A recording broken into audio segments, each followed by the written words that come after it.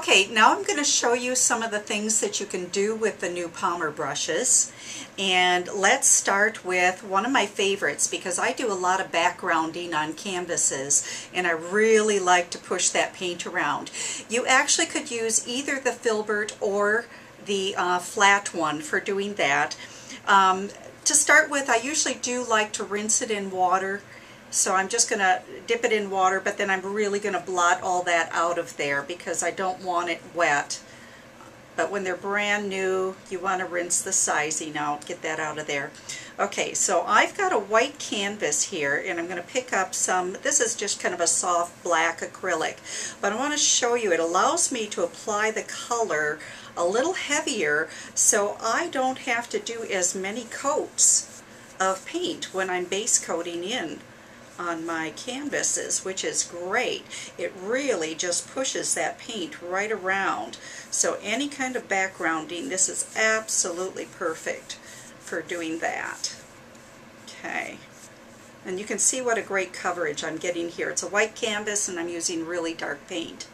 Okay, so I'm going to switch now to the softer bristle, and I just want to show you a little bit of difference.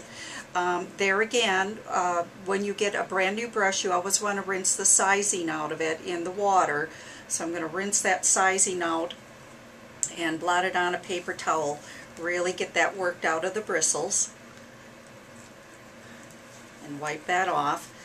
Okay, now if I'm using this softer bristle, this one's actually better for doing a little bit more lightweight type of work. So I'm going to I've got a little bit of a kind of a glazing medium here, and I'm going to use that to pick up some color, kind of make it a little bit more transparent so I can do my different washes and things. These rounder brushes would be great for doing any kind of a rounded type effect on a mural or your canvas. I mean, you could even do clouds. I'm going to get a little bit of white paint out here also. And I'm using acrylics, but really these brushes can be used for either oil, acrylic, or even watercolors. So rounded edges on a brush for rounded type of effects. The square or the flat ones for a little bit flatter or square type of effect when you're working on things. Okay, so rinse that one out. Okay, when I want to do different textures or foliage or fur, that's where this wave brush comes in. It's great for doing that. I'm going to start by rinsing it in some water. I'm going to pick up a little bit of this soft black, and I just need it on the very tips. Now when you take a close look at the tips of this brush, it's like someone took a pinking shears and clipped off the ends of the bristles. Okay, so when you're using this, and I'll turn this around, when you're using this, if you just kind of set it down and flick it, you can get grass or fur, which is really great when you're doing a mural on a wall. Anything you can do to make that go faster is wonderful. It can also be used for texture, so I can stipple with it. It's a great stippling brush for doing trees or bushes or foliage or snowmen.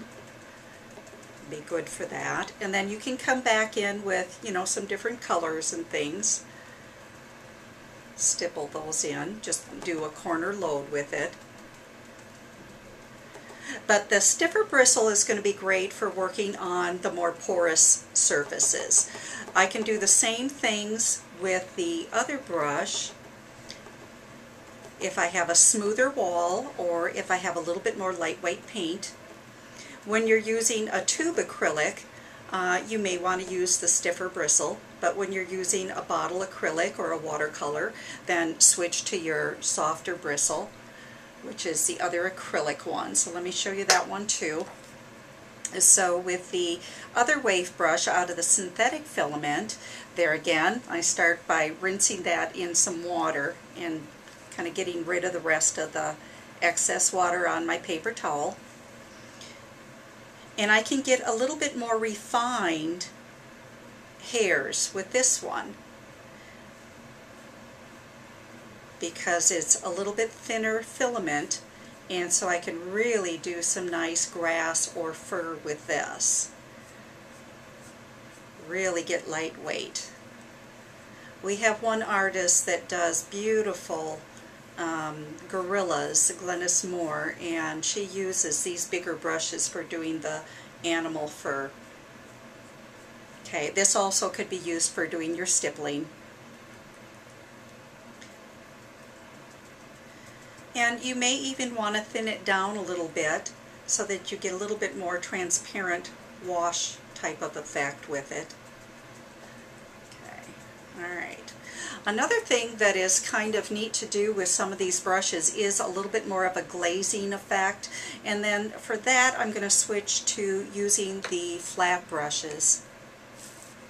There again, I'm going to rinse out that sizing from in the bristles, kind of work that out of there. That helps protect the bristle when you're shipping it, so I want to get that rinsed out first. Okay, now I want to use the paint a little bit more thinned down.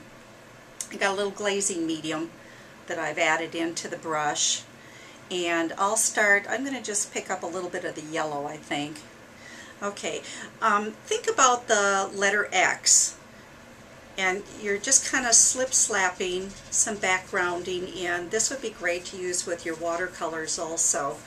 Just kind of slip-slap some of that color in the background. And this could be done also with the filbert brush. You'll get a little bit more of a rounded look to your strokes.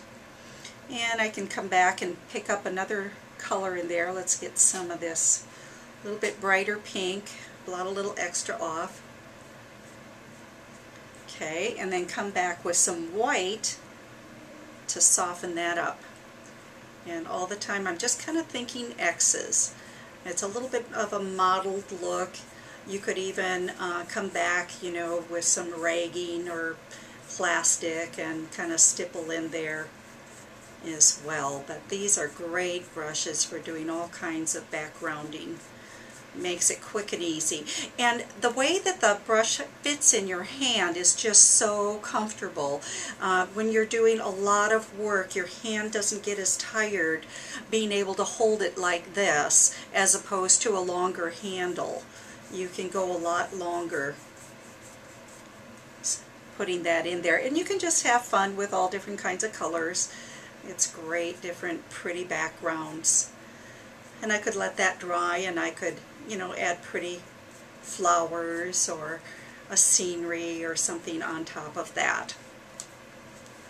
Okay, let's turn it around. Now, you can do the same thing with the bristle, and this actually does work better if you're on a porous surface. So if you've really got to work that into a little bit more texture, or maybe you want a little bit thicker paint, maybe you want a heavier look and actually see the brush marks or see the ridges from the marks on the paint, I would switch to the bristle brush for that. And just kind of slip-slap that in there to create some pretty backgrounding and textures. And use that paint thick. A little bit of color in there too. Okay, so to sum it up, basically when you're using the two different types of brushes, you choose the stiff white bristle when you're working on porous surfaces or heavy pigmented paint. The synthetic bristle you're going to use for more washes, lightweight paint, or smooth surfaces. I know you're going to love these brushes. Give them a try.